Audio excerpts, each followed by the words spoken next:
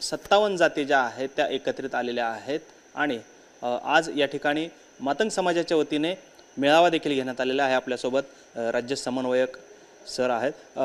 काय सांगाल सर, खरं तर 59 जातींना जी SCचं आरक्षण मिळतं आहे त्याच्यातील जवळपास 57 जाती ज्या आहेत त्या एकत्रितपणे येत उपवर्गीकरणाची अंमलबजावणी करावा अशी मागणी करत आहेत। काय नक्की हा तिढा आहे आणि काय आपली मागणी आहे?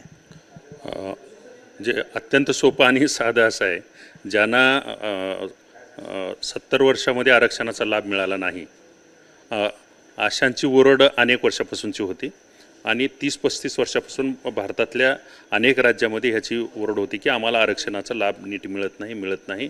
कोणीतरी दुसऱ्याच या जाती या आरक्षण मधल्या एक दोन तीन जातीलाच आरक्षणाचा लाभ मिळतोय असं ओरड झाली आणि त्याच्यामध्ये भारतामधल्या अनेक राज्यामध्ये झाले। तिथं आंध्र प्रदेश झालं, पंजाब झालं, तामिळनाडू झालं, या राज्यामध्ये अशी झाली आणि महाराष्ट्रामध्ये त्याच प्रकारे 1900 जवळपास म्हणजे 65 पासून आरक्षण उपवर्गीकरण झालं पाहिजे ही ओरड झाली आणि त्याचा परिणाम म्हणून 1 ऑगस्ट 2024 साली जो निकाल आला सर्वोच्च न्यायालयाचा, त्यांनी सांगितलं की त्या राज्यातल्या राज्य सरकारला आरक्षणाचं वाटप करण्याचा अधिकार आहे आणि वाटून द्या। त्याचा पहिला मान हरियाणाने घेतला, त्याच्यानंतर पंजाबने केला, त्याच्यानंतर दक्षिणेमध्ये तेलंगणा झालं, आंध्र प्रदेश झालं, आता कर्नाटकही झालं। खरं तर फुले शाहू आंबेडकरांच्या महाराष्ट्रामध्ये नाव घेणाऱ्या बाबासाहेबाची कर्मभूमी राहिलेल्या जे संविधानाचे निर्माते आहेत, पहिला मान महाराष्ट्राने घ्यायला पाहिजे होता। म्हणून ही मागणी रास्त आहे, न्यायाला आधारित आहे। बाबासाहेबांनी जी सामाजिक समतेचा जो लढा आयुष्यभर झाला, घटनेच्या पहिल्या पानावर सामाजिक समता, सामाजिक न्याय, समानतेची संधी आणि घटना आपल्याला आशूर करते भारतीयांना की आम्ही सगळ्यांना सामाजिक समता प्रस्थापित करण्याचं आम्ही आशुरन्स देतो। 70 वर्षामध्ये हे झालं नाही, फेल्युअर झालं आहे। काही जातीच पुढे गेल्या आरक्षणाचा लाभ घेऊन आणि काही जाती तशाच मागे राहिल्या। साधा एक सेवकसुद्धा त्या जातीमध्ये निर्माण करू शकलो नाही आपण। पण मग आज तुमचा निर्धार मेळावा झाला, या मेळाव्यामध्ये काय निर्णय घेण्यात आलेला आहे आणि यापुढची भूमिका काय असणार आहे? मागणी अशी आहे की 5 राज्यांनी देशातल्या केलं, महाराष्ट्राने लवकरात लवकर केली पाहिजे, कारण आता शैक्षणिक वर्ष सुरू होतं आहे। आता खरं तर मेडिकलच्या जर जागा बघितल्या आपण 1300 जागा, त्याच्यामध्ये 300 आपल्याला 3% जरी या मातंग समाजासहित वंचित समूहाला जर आरक्षणाचा लाभ जर मिळाला तर 330 जागा येतात। म्हणजे एका वर्षी 330 MBBS डॉक्टर होणार म्हणजे या वंचित समूहाची, आणि 1 वर्ष पुढे जर गेलं तर एवढी मोठी संधी हुकणार आहे। म्हणून लवकरात लवकर झालं पाहिजे। या निर्धार मेळाव्यामध्ये आता आरक्षण म्हणजे आंदोलनही जाहीर होणार आहे। आत्ताच सगळेच मान्यवर महाराष्ट्रातले सगळे आजी माजी आमदार, नेते, मंत्री सगळेच त्या ठिकाणी होते, चळवळीतले कार्यकर्ते, संघटनेचे प्रमुख होते, त्यांनी सर्वानुमते आंदोलनाचा इशारा दिलेला आहे। सर, काय नक्की आपली उपवर्गीकरणाची मागणी आहे ते लागू करावं असं जवळपास 57 समाज किंवा जाती ज्या आहेत त्या एकत्रित आलेल्या आहेत आणि काय नक्की अन्याय होतो, कशा पद्धतीचा हा अन्याय होतो, काय सांगाल? आता एकंदरीत पाहिलं आता तर हा संविधानिक मागणी आहे। सर्वप्रथम सुप्रीम कोर्टानं निवाडा दिलेला आहे, त्याच्यामध्ये उपवर्गीकरण करता येतं, त्याची अंमलबजावणी करण्याची जबाबदारी त्या राज्याच्या सरकारवर ठेवलेली आहे आणि त्या राज्यातल्या सरकारनं करत असताना आपलं बी काही राहू नये। आपल्यालावर ज्या काही गोष्टी आपल्या पदरात आपल्या इथल्या परिस्थितीनुसार, प्रत्येक राज्याच्या प्रत्येक वेगवेगळी परिस्थिती आहे, तर ह्या राज्याच्या परिस्थितीनुसार आपल्याला आपला न्याय मिळाला पाहिजे, हक्क मिळाला पाहिजे। यासाठी आज एकत्रित आलो आणि त्यावर येणाऱ्या सरकारला आम्हाला तर मिळणारच आहे, देणारच आहे, होणारच आहे, कारण सुप्रीम कोर्टाची ऑर्डर आहे आणि त्याच्या विरोधात कुठली चॅलेंज नाही आत्तापर्यंत आणि होऊ बी शकत नाही। मग त्याचकरिता आता ज्या काही गोष्टी आम्हाला आम्ही अजून ह्याच्यात काही भरीव उणीव जे कुठं अजून विसरले असं राहता कामा नये, त्याच्यावर आमचं चिकित्सक अभ्यास चालू आहे आणि कोणाही एका समाजाच्या विरोधात आमचं काही हे नाही आहे, कोणाही एका जातीविरोधात, धर्माविरोधात आमचा लढा नाही आहे। आमच्या हक्काचं आम्ही आमची लढाई लढत आहोत। मातंग समाजातील काही अभ्यासक सुद्धा आहेत। सर, काय एकंदरीत कशा पद्धतीचा अन्याय होतोय, कारण 59 जातींना जे SCचं आरक्षण लागू आहे त्याच्यामध्ये 2 समाज सोडले तर उर्वरित समाज एकत्र आलेला आहे की आमच्यावर अन्याय होतोय. कशा पद्धतीचा अन्याय होतोय, आकडेवारी काय सांगते आत्तापर्यंतची या सगळ्या? साधारणतः आपण जर अनुसूचित जाती आरक्षण उपवर्गीकरणाकडे जर पाहिलं तर भारताला स्वातंत्र्य मिळाल्यापासून तर आजपर्यंत विशिष्ट जातीनेच अनुसूचित जाती आरक्षणाचा फायदा घेतलेला आहे. आता तुम्ही आकडेवारीचा जर विचार केला तर आपण बार्टीचा जर विचार केला तर बार्टीमध्ये ज्या स्पर्धा परीक्षा असतात किंवा संशोधन करणाऱ्या मुलांना शिष्यवृत्ती असते, 1000 मुलांना त्यांनी शिष्यवृत्ती दिली.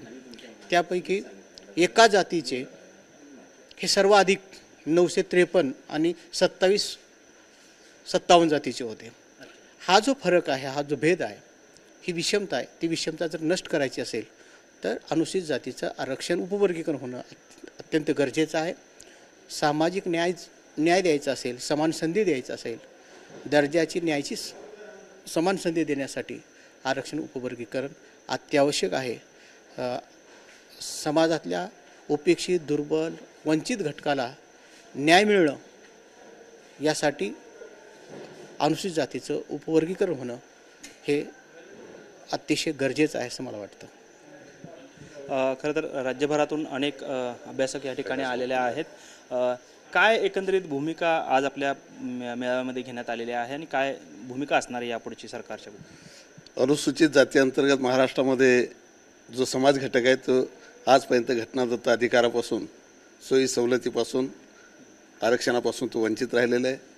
आणि परमपूज्य डॉक्टर बाबासाहेब आंबेडकरांनी निर्माण केलेल्या राज्यघटनेनुसार जे संविधानिक तरतूद आहे, त्या संविधानिक तरतूद, संधीची समानता, त्याला दर्जा निर्माण करून देण्याचं काम भारतीय राज्यघटनेनुसार सरकारच्या माध्यमातून होत असतात. दुर्दैवानं आजपर्यंत या महाराष्ट्रामध्ये अनुसूचित जातीतील मोठ्या घटकासोबत या ठिकाणी सामाजिक न्यायाची भूमिका त्याच्यापर्यंत पोहोचलेली नाही, आरक्षणाचा लाभ त्याच्यापर्यंत पोहोचलेला नाही. आणि म्हणून सातत्यानं गेल्या 30 वर्षापासूनचा हा प्रदीर्घ लढा आज अंतिम टप्प्यात आलेला आहे. 1 ऑगस्ट 2024ला जो भारतीय सर्वोच्च न्यायालयाने निकाल दिला, तर त्या अनुषंगानं सरकारला या विषयावर जाब विचारण्यासाठी, कारण इतर राज्यामध्ये आरक्षण वर्गीकरणाचा प्रश्न मार्गी लागला, महाराष्ट्रामध्ये आजही तो प्रलंबित आहे. म्हणून या प्रश्नावर राज्य सरकारला जाब विचारण्यासाठी येणाऱ्या अधिवेशनामध्ये भव्य दिव्य प्रमाणात या समाजाला जाब विचारून सरकारला आरक्षण वर्गीकरण्यास भाग पाडावं अशा पद्धतीचा निर्धार आज या महत्त्वपूर्ण राज्यव्यापी बैठकीत घेण्यात आला आहे. राज्याच्या सर्व दुर्भागातून मोठ्या संख्येनं नेते, कार्यकर्ते, विविध संघटना, पदाधिकारी, आजी माजी आमदार, मंत्री महोदय सगळे एकत्र आलेले आहेत. निश्चितपणानं येणाऱ्या अधिवेशनामध्ये या समाजाचा बुलंद आवाज, या वर्गीकरणाचा आक्रोश सरकारपर्यंत पोहोचेल आणि याच अधिवेशनामध्ये अनुसूचित जाती आरक्षणाचा प्रश्न मार्गी लागेल अशा पद्धतीचा लढा या आंदोलनकर्त्याच्या माध्यमातून उभारण्याचा निर्धार आज करण्यात आलेला आहे. माजी आमदार बालेराव सर आहेत. सर, खरं तर गेल्या अनेक वर्षांपासूनची ही मागणी होती. विविध राज्यांमध्ये ही उपवर्गीकरणाची जी पद्धत आहे ती लागू आहे, पण मग महाराष्ट्रच मागे आहे. तर काय नक्की या उपवर्गीकरणाच्या लागू होण्यामुळे फरक पडणार आहे? एकंदरीत समाजव्यवस्थेमध्ये काय फरक पडू शकतो? खरं तर हा अनुसूचित 59 जाती अबकड उपवर्गीकरणाचा विषय जो आहे तो कुठल्या एका महाराष्ट्रापुरता मर्यादित नाही आहे. हे पहिल्यांदा अनुसूचित जातीतील सर्वच समाज घटकांनी समजून घेण्याची अत्यंत गरज आहे. हे कुठल्या एका जातीसाठी विशेष करून ही डिमांड नाही आहे. आम्ही वारंवार सांगतो आहे. खरं तर आजचे तत्कालीन माजी मंत्री राजकुमार बडोले असतील, आजचे आमदार आहेत ते विधानसभेचे सदस्य आहेत. खरं तर मला या लोकांची कीव येते. विनाकारण जातीमध्ये तणाव निर्माण करण्याचं महापाप राजकुमार बडोले हे करत आहेत आणि समाजामध्ये एक अराजकता माजवण्याचं महापाप त्याच्या हातून होतं आहे. खरं तर आपण समदुःखी प्राणी आहोत. पूर्वाश्रमीचा महार, पूर्वाश्रमीचा मांग मातंग हे गावगाड्याच्या बाहेर, वेशीच्या बाहेर असलेले 2 समाज आहेत. 59 जातीपैकी अस्पृश्य समाज म्हणून गणल्या गेलेल्यापैकी 2 समाजाची त्या ठिकाणी वर्णी लागते. आणि अशा परिस्थितीमध्ये आजही पूर्वाश्रमीचा महार, आजही पूर्वाश्रमीचा मांग मातंग अत्यंत खितपत पडलेल्या अवस्थेत आहे. काय कळणार आहे ह्या नेत्यांना? हे जे मोठे मोठे लोक जे आता वेगवेगळ्या पद्धतीचं विरोधक म्हणून त्या ठिकाणी हे करतात, उपवर्गीकरणाचा विरोधाभास तयार करण्याचा प्रयत्न करतात, काही समाजातल्या काही भांडवलांना एकत्रित करून त्यांच्या तोंडून काही वधवण्याचा प्रयत्न करतात, हे थांबलं पाहिजे. परमपूज्य डॉक्टर बाबासाहेब आंबेडकरांनी धम्माची दीक्षा घेतली खरी, आणि त्यामध्ये तथागत गौतम बुद्धाचा जो विचार आहे खऱ्या अर्थानं जर प्रज्ञाशील करुणा हे 3 जर तत्त्व जर आचरणात जर आणले तर मला वाटतंय सामाजिक लढाई कशाला म्हणतात हे समजून येईल. खरं तर हे उपवर्गीकरणाचा लढा एका जातीचा मर्यादित नसून हा अनुसूचित जातीतील अत्यंत पीडित असलेल्या, शोषित असलेल्या, अशिक्षित असलेल्या ज्या समाज घटकाचा जो विकास दडलेला आहे त्यांना हाताला धरून वर घेण्यासाठी ह्या उपवर्गीकरणाच्या लढ्यासाठी सबंध भारत देशाला आदेशित करण्यात आलेलं आहे. सुप्रीम कोर्टाच्या गाईडलाईन आहेत. हे कुणा एकट्या काय महाराष्ट्रातल्या कुठल्या काय मातंग समाजाने हा लढा उभा केलेला नाही आहे. मातंग समाज अग्रेसर भूमिकेनं सांगतोय की आम्ही पाठीमागे आहोत, आम्हाला थोडंसं वर येण्याची गरज आहे. आमचे समाजाचे नेते वेगवेगळे संघटना घेऊन ते रस्त्यावर उतरत आहेत बिचारे, आणि त्यांची पोटतिडक आहे की समाज आमचा पीडित आहे, शोषित आहे, शिक्षणापासून वंचित आहे, नोकरी धंद्यापासून वंचित आहे. ह्याला त्याचा कुठेतरी स्तर उंचावला पाहिजे ही अपेक्षा आहे. आणि ह्या अपेक्षा मागणं ही संविधानिक बाबीनं काही गुन्हा आहे का? परंतु या ठिकाणी राजकुमार बडोलेसारखा एक 5 वर्ष आमदार राहिलेला आहे, मंत्री राहिलेला आहे, आजही तो आमदार आहे. परंतु या आता राजकुमार बडोलेला खरं तर ढवाळे लागलेले असतील, कारण आता ते भारतीय जनता पार्टीचे पूर्वाश्रमीचे होते. मीही त्यांच्यासोबत आमदार म्हणून काम केलेलं आहे. काय की दिवे लावलेत त्यांनी सांगा बरं? मला तुमच्या मीडियाला विचारायचे काय दिवे लावलेत त्यांनी? 33% वरी 1 रुपया खर्च झाला नाही, 67% दर बजेटमध्ये लॅप्स व्हायचं. अशी परिस्थिती आता असताना जर आता तुम्ही जर समाजाचा पुळका दाखवताय का मंत्रिमंडळाचे डोहाळे लागलेत म्हणून काही समाजाला पुढं करून त्या ठिकाणी डाव साधण्याचा प्रयत्न करतात माहीत नाही. परंतु बरे असो, मी सर्वच दलित पुढाऱ्यांना माझी विनंती आहे की सर्वांनी या ठिकाणी संविधानिक पद्धतीनं तुम्ही विरोध करत असाल तर हरकत नाही, आमची काही तुम्हाला म्हणणं नाही आहे. परंतु विनाकारण टार्गेट करून मातंग समाजातील कार्यकर्त्यांना दोष देणं, समाजाला अर्वाच भाषेमध्ये बोलणं, धमक्या देण्याचे प्रकार चालवणं कशासाठी? काय तुम्हाला मिळणार आहे त्याच्यामध्ये? आणि कोणाच्या दुर्डीतलं काय तुमचं काय घ्यायला लागले कोण? अरे हे शासनाच्या तिजोरीतला जो काही सामाजिक हिस्सा आहे तो शासनाकडे मागणी करत आहोत. आम्ही संविधानिक पद्धतीने मागणी करत आहोत. कुण्या जातीला, कुण्या धर्माला, कुण्या कशाला काही देऊ नका वगैरे असा हा प्रकार नाही आहे. अत्यंत साधा भोळा समाज असा अत्यंत अशिक्षित पद्धतीनं शोषित पडलेल्या समाजाला, सर्वच 59 जातीतील समाजाला त्या ठिकाणी वर येण्याची गरज आहे. त्यामध्ये मातंग समाज असेल, पूर्वाश्रमीचा महार असेल, चर्मकार असेल, ढोर ककय असेल, मांगारुडी असेल, बुरुड असेल, मेहतर असेल, वाल्मिक असेल, हिंदू खाटीक असेल, अशा ह्या सर्व समाजाचा विकास आणखीन झालेला नाही. आणि ह्या उपवर्गीकरणाच्या माध्यमातून त्या समाजाला न्याय मिळेल अशी ही मागणी आहे. आणि ही भूमिका आहे, ही काय वाईट आहे का भूमिका? काय याच्या मागून किंवा या भूमिकेवरती सरकारला टार्गेट केलं जातं आहे की सरकार जातीमध्ये किंवा समूहामध्ये म्हणजे SC समाजामध्ये तेढ निर्माण करत आहे आणि स्वतःची एक वोट बँक तयार करत आहे आणि फूट पाडते आमच्यामध्ये, आणि या फुटीला आपण बळी पडू नका असं आवाहन वेगवेगळ्या आंबेडकर नेत्यांकडून केलं जातं आहे. मला तरी आंबेडकर नेत्यांच्या माध्यमातून त्यांचं करावं तेवढं कौतुक कमीच आहे सामाजिक दृष्टिकोनातून विचार केला तर. पण तू जर आंबेडकर चळवळ म्हणून जर आम्ही चालवत असू, आपलं स्वतःचं तरी ऐक्य एकत्रित झालंय का? हा मूळ प्रश्न आहे. मग आपल्या सोबतचा असलेला समाज आपल्या सोबत आलाय का? त्याचा सर्वांगीण विकास झालाय का? ह्याचं कोण लक्ष दिलं पाहिजे होतं? आंबेडकर चळवळीनेच द्यायला पाहिजे होतं ना. मग आंबेडकर चळवळीमध्ये आजही नेते एकत्रित येत नाहीत. किती दुर्दैव आहे. आता असं बोलल्यानंतर मग ते लगेच ट्रोल करायला सुरुवात करतात. तुम्हाला लय शहाणपणा आलं का म्हणतात, तुम्ही किती शिकलाय म्हणतात, तुमचं शिक्षण काय म्हणतात. अरे आमचं शिक्षण किती आहे, आमचं किती शहाणपण आहे ते काढण्यापेक्षा दलित ऐक्य चळवळीचं जर आपण एकत्रितरित्या जर आपण आंबेडकर चळवळीत सुद्धा एकत्रित येऊ शकलो नाही तर ह्या 59 जाती कधी एकत्रित येतील आणि कशा पद्धतीने त्याचा सर्वांगीण विकास होईल? थोडंफार आपण शिकलो, देशात विदेशात गेलो म्हणजे ह्याचा अर्थ की आपला सर्वांगीण विकास झाला असा नाही आहे. या तुम्हाला मी घेऊन जातो. मी वारंवार मीडियाच्या माध्यमातून सांगतोय, चला आमच्या ज्या काही दलित वस्ती म्हणून जे आहे, ज्याला पूर्वाश्रमीचा महारवाडा म्हणतात, पूर्वाश्रमीचा मांगवाडा म्हणतात, त्या वस्तीत या. संध्याकाळी येऊन बघा आमची पोरं काय अवस्थेत पडलेले आहेत, व्यसनाधीनतेनं बाधित झालेले आहेत, कुठं झोपलेत त्यांना कळत नाही. एवढी वाईट परिस्थिती त्या ठिकाणी डोळ्यानं पाहू वाटत नाही. अशा पद्धतीच्या आमच्या महिलांची जर परिस्थिती जर बघितली, तुम्ही जर त्यांचं जर रक्त तपासणी केलं, त्यांच्या रक्तातलं जर लोह बघितलं तर कितीतरी कमतरता त्या ठिकाणी जाणवते. कुपोषित आहेत की काय अशा पद्धतीची परिस्थिती निर्माण झालेली आहे. भारत देशाला आझादी मिळून 79 वर्ष झालेली आहेत. आम्ही खाण्यासाठी जगतोय का जगण्यासाठी खातोय अशी परिस्थिती असताना तुम्ही जर या ठिकाणी आम्हाला RSSला जोडताय, आम्हाला मनुवादी म्हणून जोडताय, किती किती तुम्ही त्या ठिकाणी षडयंत्र करताय. कुठला माणूस RSSच्या सोबत राहत नाही, कुठला माणूस कुठल्या देवळात जात नाही, म्हणून आम्हाला तुम्ही RSSच्या माध्यमातून मनुवाद्याच्या माध्यमातून टार्गेट करून काय मिळणार आहे? अरे हे गरीब समाज आहे, तुमचा भाऊ आहे, लहान मोठा भाऊ आहे. अस्पृश्य समाजामध्ये खरं तर आता आम्हाला वाईट वाटायला लागले की अनुसूचित जातीचं अबकड आरक्षण हे उपवर्गीकरण सुप्रीम कोर्टाच्या आदेशानुसार होते.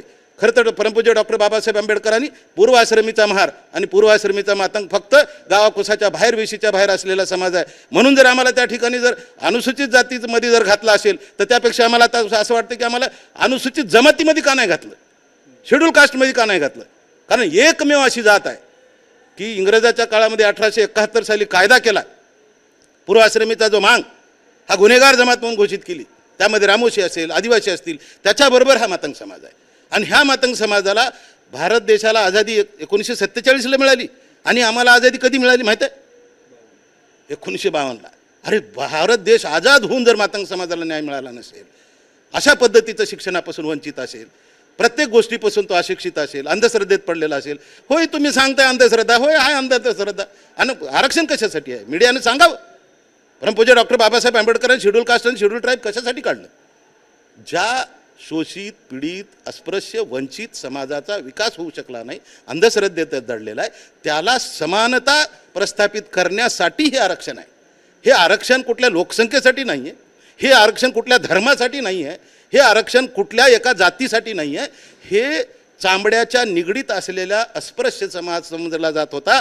अशा निगडीत असलेल्या अस्पृश्य समाजातल्या काही ठराविक जाती काही शेड्यूल कास्टमध्ये घातल्या, त्यामध्ये काही अनुसूचित जमातीमध्ये घातल्या, म्हणजे शेड्यूल ट्राईबमध्ये घातल्या. त्यामध्ये खऱ्या अर्थानं अनुसूचित मी दावा करेन, इंग्रजाच्या काळामध्ये पूर्वाश्रमीच्या महाराला बक्षीस दिलेलं आहे इंग्रजानं, ब्रिटिश सरकारनं. महारवतनाच्या जमिनी, महारारोळ्याच्या जमिनी. मी वारंवार सांगतोय, ज्यावेळेस इंग्रजाच्या कालखंडामध्ये कुठल्याही पद्धतीचं तहसील, कलेक्टर वगैरे हे कचेऱ्या नव्हत्या, त्यावेळेस काय होतं? विचार करून करा, अभ्यास करून बघा. असा अभ्यास करा म्हटलं की लगेच ट्रोल करायला सुरुवात करतात. काय करायला पाहिजे होतं? गावामध्ये पोलीस पाटील असेल तर तो फौजदारी गुन्हे त्या ठिकाणी हँडल करायचा. आणि जर महसुली विभाग असेल, प्रॉपर्टीचा विषय असेल तर तो पटवारी किंवा कुलकर्णी असायचा. आणि त्याचा कोतवाल कोण असायचा? तर पूर्वाश्रमीचा महार असायचा. मग मला सांगा, जर फॉरवर्ड समाज म्हणून इंग्रजाच्या काळामध्ये जर त्यांना जर बक्षीस मिळत असेल आणि तुमच्याच सोबत असलेला अनुसूचित जातीतला जर मांग मातंग हा आदिवासीच्या धर्तीवर जीवन जगणारा असेल, खरं तर मी आजही दावे के साथ सांगतो, हे भांडणच व्हायला नव्हतं. जर हे अनुसूचित जातीमधून जर त्याला अनुसूचित जमातीमध्ये, शेड्यूल ट्राईबमध्ये टाकलं असतं तर हे भांडण झालं असतं का? आणि एकट्या पूर्वाश्रमीच्या दलित पुढाऱ्यांनी फक्त मातंगाला टार्गेट करून काय मिळणार आहे? काय मिळेल मला सांगा? मी तुम्हाला प्रश्न विचारतो मीडियाच्या माध्यमातून. अरे आम्ही मागतोय काय? तुमच्या घरातली प्रॉपर्टी मागत नाही, खिशातलं काही तुम्हाला द्या म्हणून सांगत नाही. रोटी म्हणतात ते बडोले साहेब. रोटी एक तुकड्याचे, एका रोटीचे तुकडे नाही करायचे, तुकडे नाही करायचे. अरे अख्खे खाऊन झालं ना आता किती तुकडे करायचे तुम्हाला? भाषा त्या ठिकाणी वाईट वाटायला लागले. मिळू द्या. जर तुम्हाला जर त्या ठिकाणी प्रगल्भ झालोय, आम्ही सुशिक्षित झालोय, अशा समाजातल्या किती लोकांनी आपला जातीचा दाखला तरी बदललाय का मला सांगा? अजून तोंडाने सांगतो आपण बौद्ध म्हणून, जातीवर मात्र त्या ठिकाणी हिंदू महार म्हणून लिहिताय आणि फक्त टार्गेट करता एका मातंग समाजाला. हे थांबलं पाहिजे. आमचा विकास. Subscribe now and press the bell icon. Never miss an update.